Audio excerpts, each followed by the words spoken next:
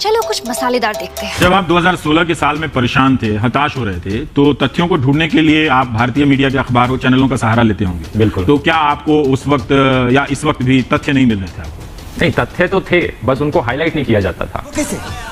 असल में एक तरफ फैक्ट्स तो अभी भी मौजूद है, बस बात यह है कि जो टीवी मीडिया है वो किस तरह से उनको हाईलाइट करता है, किस चीज़ों पे डिस्कशन करता है। अब एक खबर यहाँ पे आती है कि फाइनेंस बिल ने करप्शन को लीगलाइज कर दिया, और दूसरी तरफ कोई ऐसी फालतू की खबर आ जाती है कि राहुल गांधी ने ये बयान दिया, तो मेन स्ट्रीम मीडिया हमारा उस राहुल गांधी के बयान पे ज़्यादा टाइम लगाएगा और वो करप्शन को लीगलाइज करने वाली बात को इग्नोर कर, जिसमें चंदा देने वाले का नाम जाहिर नहीं किया जाएगा और फिर उसको बताया जाता है कि ये पारदर्शिता का उदाहरण है। नाम नहीं बताना भी पारदर्शिता है। ये क्या है? पर ऐसे बाहर के देशों के भी आप चैनल को अलटते पलटते रहते होंगे, तो कुछ फर्क दिख रहा है या आपको लग रहा है कि जहां आप रहकर काम करते हैं वहां का भी मीडिया वैसा ही हो गया है और यहाँ का भी मीडिया वैसा? बहुत फर्क है जहाँ मैं रहता हूँ वहाँ के मीडिया में और यहाँ के मीडिया में। बात तो सही है। इंडिया की वर्ल्ड प्रेस फ्रीडम रैंक कितनी 138 पे आउट ऑफ 180 कंट्रीज। जो भी डेवलप्ड कंट्रीज हैं सब टॉप 20-30 में आने वाली है। आप उनका मीडिया चैनल खोल के देख लीजिए, हमारा देख लीजिए, बहुत फर्क दिखता है। मैंने वहाँ पे रहने वाले कुछ लोगों को हमारे एक बड़े फेमस जर्नलिस्ट के कुछ वीडियोस दिखाए थे, वो हंस हंस के पागल हो गए थे देखकर कि ये क्या चल रहा है, मतलब कोई एंटरटेनमेंट शो चल रहा है कि कॉमेडी शो चल रहा है, ये जर्नलिस्ट का वो चल रहा है। तो बहुत फर्क है। आराम से बात करते हैं, एक तो वहाँ पे लोग फैक्ट पे बात करते हैं और फालतू की डिबेट नहीं चलाते ज़्यादा, जिसमें झगड़े वगड़े होते हैं कि एक रिलीजन के बेसिस पे डिबेट कम ही चलती हैं। बस न्यूज़ को बताने का काम ज़्यादा करते हैं, फैक्ट चेकिंग का काम ज़्यादा करते हैं वहाँ पर, और ये फालतू की चीज़ें कम होती हैं। क्या बात कर रहे हैं? ये काम करने से पहले और भारत से जाने से पहले आप यहाँ अखबार तो पलटते ही होंगे, चैनलों को देखते ही होंगे। बहुत ज़्यादा आपकी उम्र नहीं है, लेकिन फिर भी मैं जानना चाहता हूँ कि तब क्या आप भारत की मीडिया को बहुत श्रद्धा से देखते थे? Good question. मैं 7th-8th क्लास में हूँगा, 2007-6-7 के अराउंड, तब मीडिया की बहुत रिस्पेक्ट थी इंडिया में। मतलब ऊपर करके देखा जाता था, अच्छा टीवी में आ गए तो कोई बड़ी चीज़ हो गई है, टीवी में आ रहे हैं तो वहाँ पर। लेकिन धीरे धीरे ये चीज़ गिरती चली गई है और आज तो मुझे नहीं लगता कोई शान से बताने वाली बात है कि आप टीवी पे आ रहे हैं। लेकिन बात तो सही है। लेकिन कुछ गिने चुने हैं जैसे आपकी तरह। ये बड़ी अच्छी बात कही आप। लेकिन यही चीज़ अगर और बाकी मेन स्ट्रीम मीडिया के साथ अगर होती तो मैं नहीं कह सकता कि ये लगेगा मुझे। पर अगर आप इसका मतलब ये है कि आपने ठीक ठाक इन चैनलों को देख लिया होगा। अगर आप इसको श्रेणीबद्ध करें, कैटेगराइज करें हमारे दर्शकों की जागरूकता के लिए भी, जैसा कि मैंने कहा कि अब सिर्फ दर्शक होने से काम नहीं चलेगा कि रिमोट खरीद लिया और बदल दिया कोई भी चैनल। जहां तक मैं देखता हूं कि कोई भी चैनल आप बदलिए आपको कंटेंट वही दिखता है, तो अब रिमोट भी यूजलेस हो गया, उसका कोई महत्व नहीं रह गया है। सही पकड़े हैं। लेकिन फिर भी पाठक होना और दर्शक होना, अब ये दोनों की भूमिका, पुरानी भूमिका समाप्त होती है।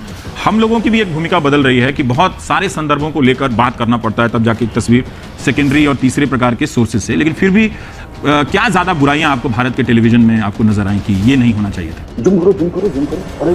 एक आपने दर्शकों की बात करी कि एक चीज़ तो है कि अब वक्त बदल गया है। एक समय होता था कि आपको न्यूज़ देखनी होती थी, आप टीवी खोलकर चैनल ऑन करते थे, जो न्यूज़ दिखा रही है वो आप देख लेते थे। लेकिन अब ये टाइम नहीं रहा है, क्योंकि अब इतने तरह से एक न्यूज़ को दिखाया जाता है। एक हमारा राइट विंग पर्सपेक्टिव हो गया, एक लेफ्ट विंग पर्सपेक्टिव हो गया, तो अब दर्शकों को दोनों तरफ देखने ज़्यादा ज़रूरी हो गए हैं। क्या बात है सर, क्या बात है सर। दोनों पहलू एक खबर के यहाँ पर, तो ये दर्शक की रिस्पॉन्सिबिलिटी बनती है कि वो खोल के दोनों साइड देखे कि इस तरफ से क्या बोला जा रहा है, उस तरफ से क्या बोला जा रहा है, इस तरफ के क्या फैक्ट प्रेजेंट किए जा रहे हैं, उस तरफ के क्या फैक्ट प्रेजेंट किए जा रहे हैं। ये पहले करने की जरूरत नहीं पड़ती थी, तो डेफिनेटली अब ये करना चाहिए लोगों को। ये बड़ी अच्छी बात कही आप।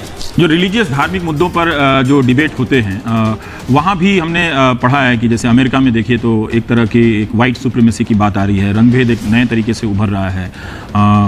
और वो नफरत सिर्फ पहले ये लग रहा था कि अश्वेत के खिलाफ है नफरत, या इमिग्रेंट्स के खिलाफ है, या मुसलमान के खिलाफ है, लेकिन अभी एक सिनेगॉग में अमेरिका में यहूदी परिवारों को भी मार दिया गया। तो नफरत जो बनाई गई है वो किसी के भी खिलाफ है।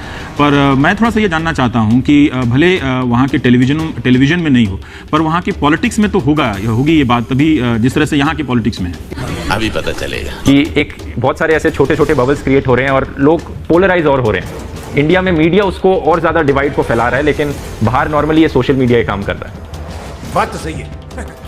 ये फर्क है दोनों में यहाँ पर। आपके ही काम के संदर्भ में और प्रतीक सिन्हा के काम के संदर्भ में पूछना चाहूंगा कि शुरू में ऑल्ट न्यूज़ को लेकर मीडिया के कुछ हिस्से में उत्साह था, अभी भी है, लेकिन फिर भी मैं जानना चाहता हूं कि आप जब मीडिया को आईना दिखाते हैं तो क्या फिर मीडिया की तरफ से आपकी बातों को सपोर्ट मिलता है?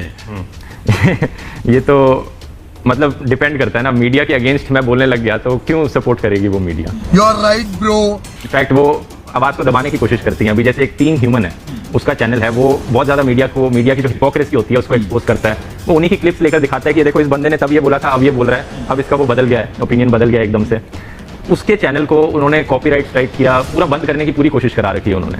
अरे बाप रे, ये तो धोती खोल रहा है। तो वो भी सेंसरशिप की कोशिश तो करी जाती है, मेरे साथ भी करी जाती है। ये एक नई चीज हो रही है आपके साथ भी कि जो आप वीडियो इस्तेमाल करके लोगों को दिखाते हैं कि फला एंकर ने ऐसे कहा, गलत कहा, या इस तरह से धार्मिक सांप्रदायिकता को भड़का रहा था, अब आप वो वीडियो इस्तेमाल कर पा रहे हैं या कॉपीराइट के बहाने उसको रोका जा रहा है? नहीं, अब मैंने पर्सनली अवॉइड कर दिया है कि मैं न्यूज़ चैनलों की क्लिप इस्तेमाल करूं, क्योंकि वो कॉपीराइट करके वीडियो हटा देंगे फिर, इसलिए मैं अब नहीं कर पाता है। तो फिर अब दूसरा रास्ता क्या बनता है कि अगर मेन स्ट्रीम मीडिया के हजार मंच एक झूठ को फैलाने लगे, सांप्रदायिकता को फैलाने लगे, और कोई दूसरा जो आप जैसे नागरिक के सिटीजन के प्लेटफॉर्म से खड़ा होकर क्वेश्चन कर रहे हैं, आपको उन सब सामग्रियों का इस्तेमाल ना करने दिया जाए, तो फिर क्या ये अभियान समाप्त हो जाएगा? Good question. नहीं, ये तो बिल्कुल नहीं होगा, ये हुई ना बात। क्योंकि बहुत लोगों की ज़रूरत है हमें देश में ऐसे जो उठकर आवाज़ उठाएं और क्रिटिसाइज करें, जो काम मीडिया नहीं कर पा रहा है उसको। लेकिन फिर भी आप अपने आप को लगता है कि ये काम कर पाएंगे? जैसे हम लोगों से ही कई दर्शक पूछते हैं कि आपको डर नहीं लगता है, तो मैं क्यों डरूंगा किसी से? फिर उनके अंदर ये बात होती है कि यार बोलने में खतरा है, तो क्या आप उस खतरे को सेंस करते हैं?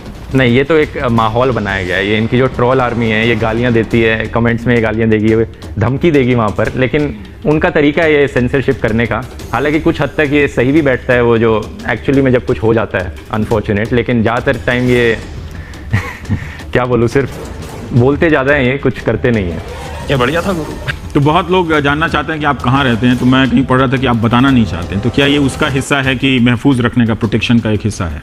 बिल्कुल, डेफिनेटली है, क्योंकि आप देख ही सकते हो आपके साथ किस तरह की धमकियाँ आती हैं आपको, अभिसार शर्मा को किस तरह की धमकियाँ आती हैं। जो भी सरकार के ऊपर सवाल उठाने की हिम्मत रखता है, ये अपनी आर्मी भेज देते हैं उनके पीछे। शर्म करो शर्म। तो इसलिए मैं इस चीज़ को छुपा कर रखना चाहता हूँ। एक धारा बनी थी कि सरकार की आलोचना नहीं करनी, हाँ, प्रधानमंत्री की आलोचना नहीं करनी है।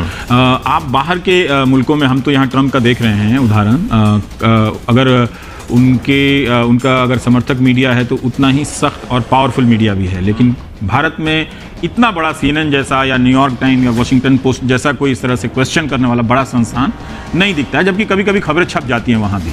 समझ रहे हो भारत में क्या हो गया है 2014 के बाद, एक तरह से समझ लो कि इतिहास की दिलचस्पी आ गई है लोगों में 2014 के बाद। कैसे? लोगों को आज के टाइम पे ये फर्क नहीं पड़ता कि आज क्या हो रहा है। लोग चाहते हैं कि जब मैं भी वीडियो बनाता हूँ, कुछ लोग ऐसे हैं जो सवाल करेंगे कि तू 60 साल के क्यों नहीं बोलता, तू ये क्यों नहीं बोलता कांग्रेस के टाइम पे क्या हुआ था। भाई मतलब मैं 7वीं 8वीं क्लास में था जब कांग्रेस की सरकार थी, और एक्सपेक्ट करते हैं आज मुझसे कि आज की बात पर ना बोलूं, कितना पोल्यूशन आ गया है यहाँ पे, ये स्टैच्यू ऑफ यूनिटी बनाया जा रहा है, लेकिन मैं 10 साल पुराने स्कैम्स के बारे में बात करूं। ऐसा नहीं है, वहाँ के लोग समझते हैं कि आज के मुद्दे क्या हैं, किस पे बात करनी चाहिए मीडिया को, और वही चीज़ मीडिया भी उठाता है यहाँ पे। तो कुछ हद तक तो लोगों को भी सुधरने की ज़रूरत है। यहाँ देखा आपने लापरवाही का नतीजा है। यहाँ पर लोग भी जाने कि क्या काम मीडिया का है, क्या उन्हें करना चाहिए यहाँ पर। क्या बात है। खत्म। Bye bye, tata, goodbye, गया।